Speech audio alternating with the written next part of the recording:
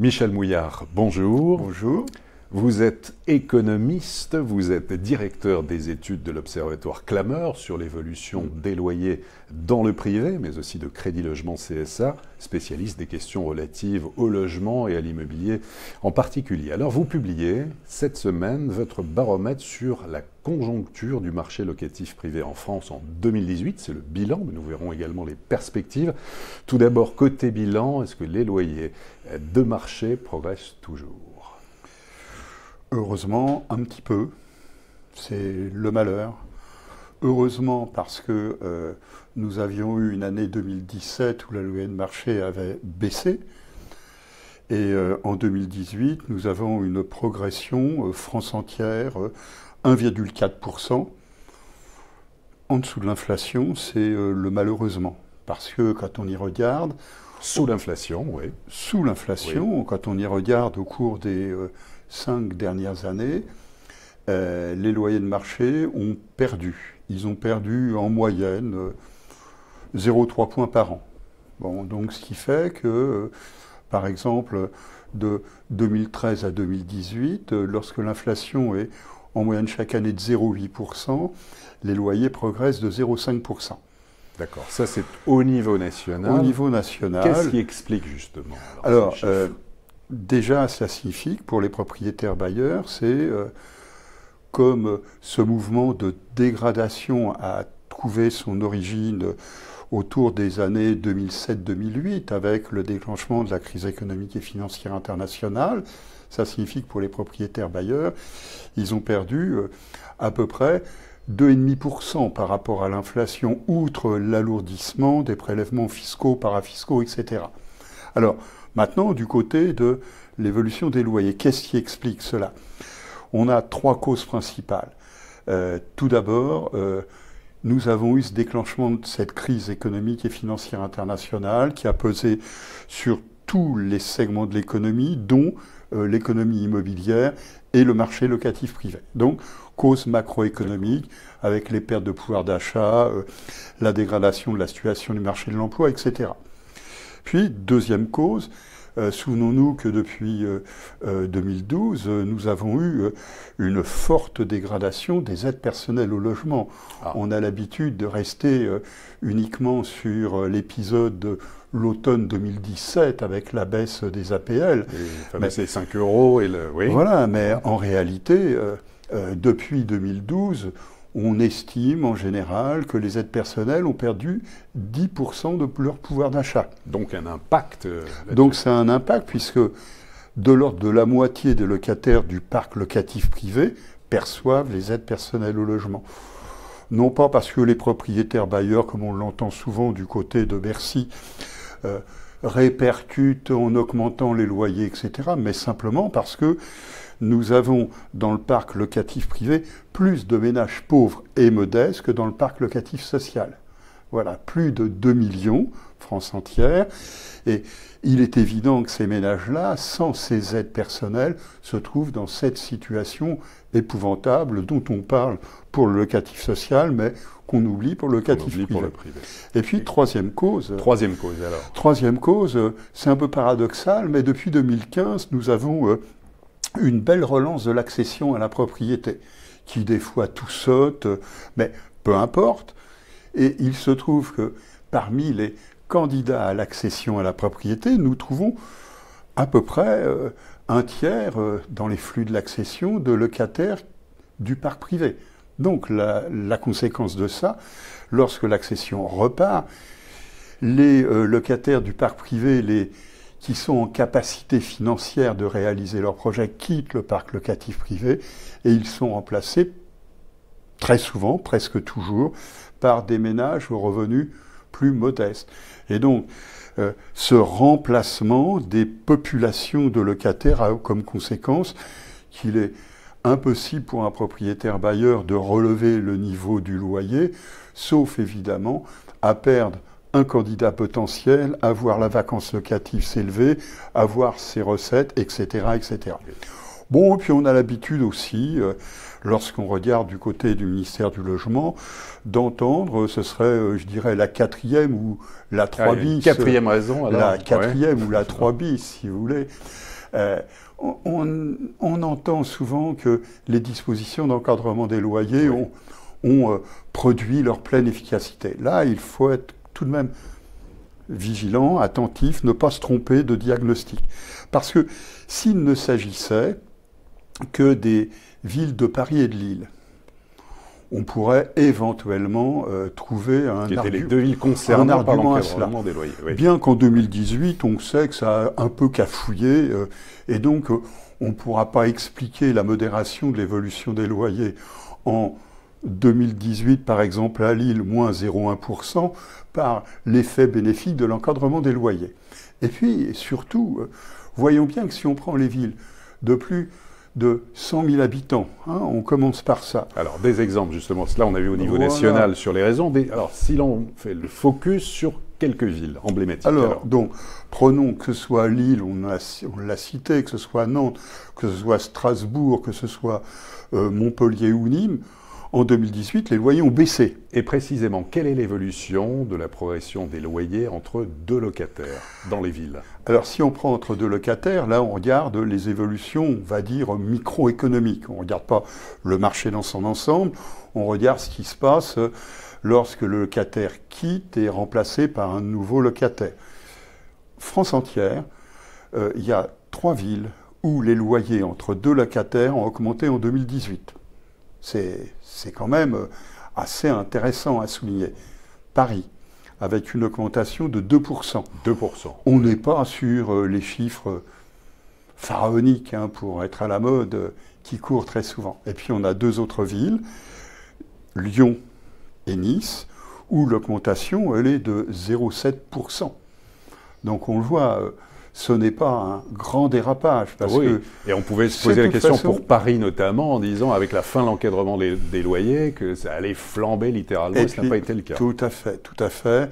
D'autant que j'attire l'attention sur le fait que 2%, c'est un petit peu au-dessus de l'inflation si on prend l'indice des prix à la consommation de l'INSEE, mais c'est sous l'inflation si on prend l'indice des prix à la consommation harmonisé que la Banque de France utilise pour ses comparaisons internationales.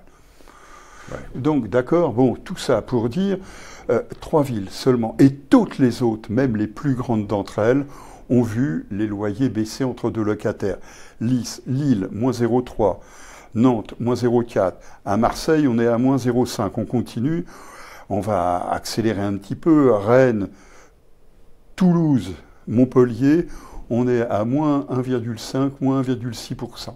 Et donc, quand on regarde sur le territoire, nous n'avons quasiment aucun département en dehors de Paris intramuros qui connaît une baisse des loyers entre deux locataires. Et je rajoute que les baisses les plus rapides entre deux locataires se trouvent sur 6 départements, 3%, 4%, voire 5% de baisse, qui ne sont absolument pas des départements concernés par un encadrement ni en niveau, ni en évolution. Nous avons l'Aisne, nous avons le Doubs, nous avons la Haute-Marne, nous avons la Nièvre, l'Yonne, l'Aube. On n'ira pas me dire que c'est un effet de la mise en œuvre d'un dispositif de régulation publique. Non. C'est un effet de dépression de la demande, et donc il ne faut pas se tromper de diagnostic, parce que si on continue à vouloir traiter le marché locatif privé comme cela a été fait, il est clair que probablement on aura des conséquences qui seront regrettées dans quelques années. Nous en avons déjà vu quelques-unes. Nous parlions de l'abandon et de la vente des logements du parc locatif privé il y a 2 ans ou 3 ans, ce qui était craint et ce qui est le cas. Nous n'avions pas vu, parce que personne ne voit tout et tout se développe tellement vite, que Airbnb allait aussi venir impacter l'équilibre des marchés locatifs. Donc aujourd'hui, il faut faire bien attention, pas se tromper de diagnostic, parce que dans ces cas-là, nous allons avoir des effets pervers dans 2 ans, 3 ans ou au-delà. Et puis, professeur Mouillard, on peut peut-être aussi ajouter l'effort d'amélioration, d'entretien entre deux locataires, où là, on a un parc du logement qui se dégrade littéralement. Oui, alors là, on a vu que depuis 2012-2013, nous avions véritablement un effondrement de l'effort d'amélioration-entretien. En gros, pour illustrer cela, Clameur et avant Snoopy voyaient l'ensemble du marché et disaient « Nous sommes bon an mal an sur à peu près 23% des logements du parc privé qui bénéficient d'un effort d'amélioration-entretien en cas de remise en location. » Ce qui faisait, compte tenu de la mobilité, etc., ce qui faisait que bon an mal an, nous avions 5 ou 6% des logements du parc privé qui bénéficiaient d'une amélioration entretien tous les ans. Depuis 2012-2013, nous descendons à 13%. Oui, c'est le chiffre de l'année 2018. Quasiment divisé par deux. Ouais. Alors, le problème, c'est que cela signifie que nous avons maintenant de l'ordre, voire un peu moins de 3% des logements du parc locatif privé qui bénéficient d'un effort d'amélioration entretien tous les ans.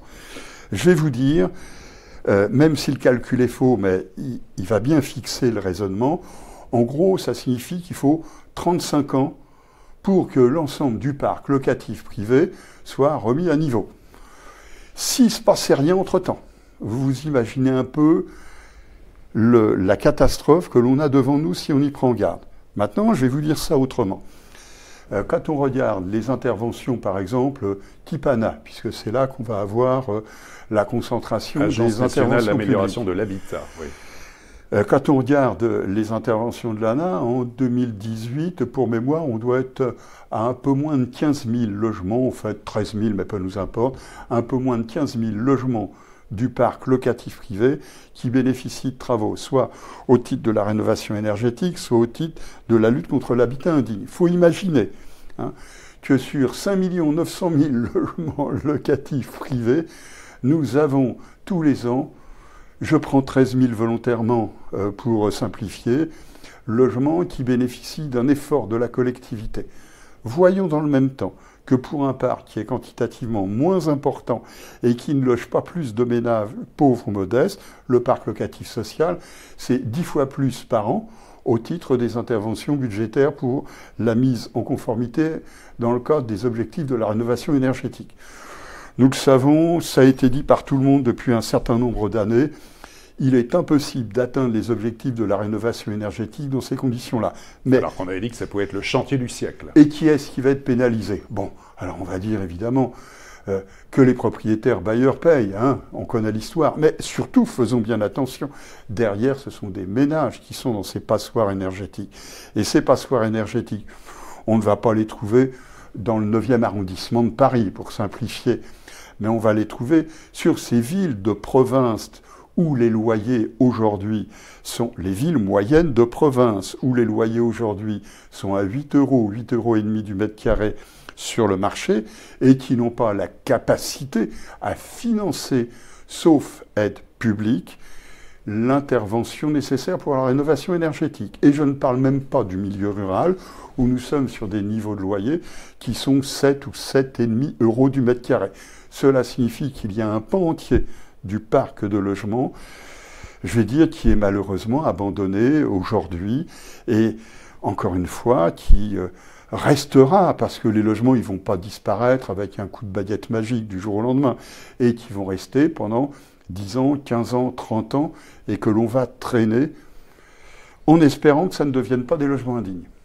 Et en conclusion, un parc donc de logements anciens dans le locatif qui est un peu laissé à l'abandon, comme vous le disiez, et de moins en moins aussi, on a des problèmes de construction en France. Ça vous inquiète? Oui, bien sûr, parce que si nous avions cet abandon, entre guillemets, du parc locatif privé, mais qu'on le remplaçait, ce ne serait pas grave, d'accord? Ce ne serait pas grave, ce serait gênant. Nous aurions des propriétaires bailleurs déçus, mécontents, tout et tout. Mais au moins, les ménages et la nation auraient la possibilité de compter sur un parc de logements solide. Or là, on a bien vu que, au-delà des incertitudes statistiques, nous sommes passés d'un peu moins de 440 000 logements construits en 2017 à peu près 420 000 en 2018. Nous allons descendre probablement sous les 400 000 en 2019. Tout le monde est à peu près d'accord. Enfin, tout le monde. les un ou deux centres de prévision en la matière. Et puis à partir de là, nous voyons bien que 2021, nous sommes en train de descendre sous les 380 000 logements mis en chantier par an. On a parlé de crise du logement, on fait comme si, non, ce n'était pas une crise, elle est multiple, blablabla, d'accord. Mais toujours est-il que si on a un effondrement de la construction de maisons individuelles, ce qui a été le cas en 2018, si nous avons un recul de la construction locative sociale, ce qui s'est bien amorcé en 2018, et si la construction de la promotion privée continue à piquer du nez, eh bien nous allons avoir une crise de la construction qui est toujours le prélude à un durcissement très fort, très marqué de la crise quantitative du logement. Voyons bien que pendant beaucoup d'années, il n'y a que quelques épisodes récents 2006-2007 par exemple, durant de nombreuses années, et puis une petite parenthèse en 2011, une petite parenthèse en 2017, d'accord ? Durant de nombreuses années, on n'a pas suffisamment construit. Nous avons donc ce que Eugène Claudius Petit, il y a bien longtemps, de ça, 70 ans, qualifiait de déficit en logement. Nous avons un déficit en logement. Ce déficit en logement est à l'origine des dérèglements de fonctionnement des marchés. Des décideurs au niveau régional l'ont bien compris. Il faudrait aussi que cela soit bien intégré au niveau national, puisque là est le nerf de la guerre budgétaire. L'avertissement est lancé. Michel Mouillard, professeur d'économie, merci beaucoup. Et bonne journée à vous. Et à très bientôt pour une prochaine édition du Club Imo.